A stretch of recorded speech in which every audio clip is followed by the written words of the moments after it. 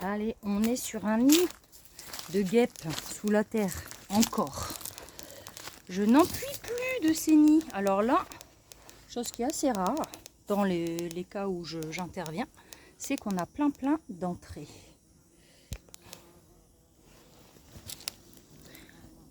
Là, il y a de la populace à l'extérieur. J'espère que c'est juste derrière. Vous voyez? Donc déjà, ça m'a l'air d'être pas mal parce qu'elle m'indique que c'est là-bas. Et vu la quantité de guêpes en stationnaire là à l'intérieur, à mon avis, c'est pas bien loin.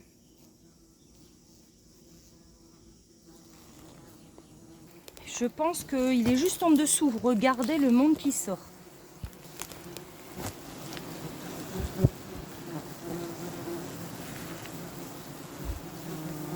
C'est de la folie.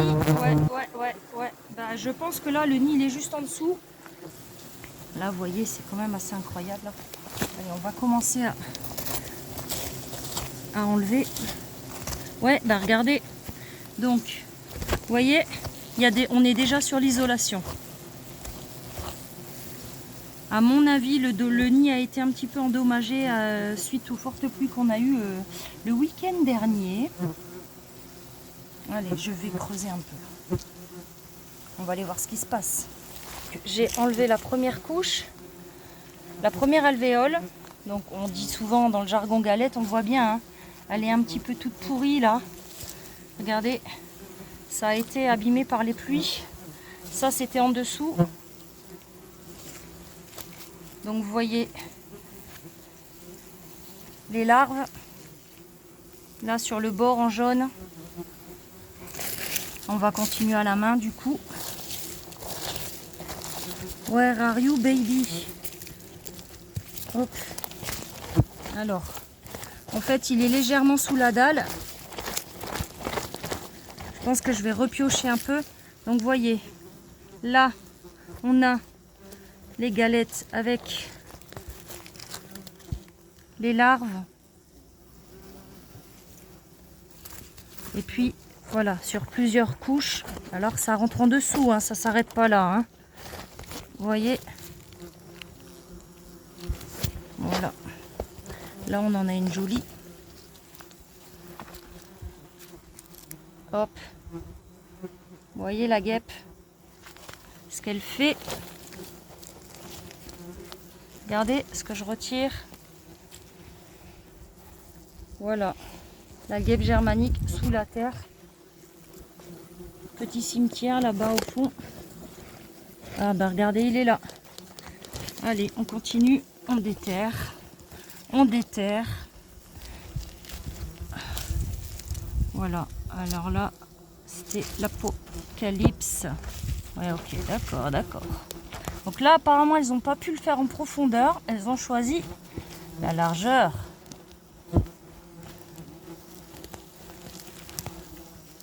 Voilà.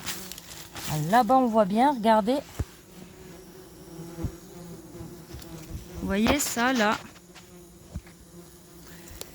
C'est du... Ou encore quelque chose de sympathique. C'est de la cellulose. Bon, je vais devoir poser le téléphone parce que là, je vais aller mettre un coup de pelle. Regardez, quand elles ne peuvent pas le faire rond, elles s'étalent, hein, tout simplement. Donc voilà. Donc les nids de guêpes germaniques dans le sol, bah, c'est ça. C'est ces galettes là. Donc vous voyez, il y avait encore plein à naître. Les larves sont pondues. C'est loin d'être terminé. Donc faites attention, vous voyez là, toute la cellulose qui est censée rendre le nid étanche. Bien que, vous voyez, regardez là-bas aussi, comme j'ai poudré, la cellulose est colorée en blanc. Voilà.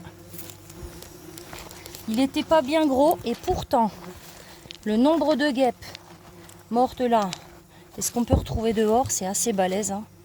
Je suis sûre que si je creuse encore, je vais encore en trouver. Hein. Vous voyez ici, voilà.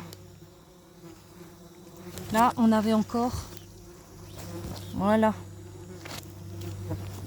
la cellulose qui entoure le nid, toujours, comme le frelon. Allez. Bon, ben voilà. Pour une fois, ce fut une intervention hyper rapide et j'en suis heureuse.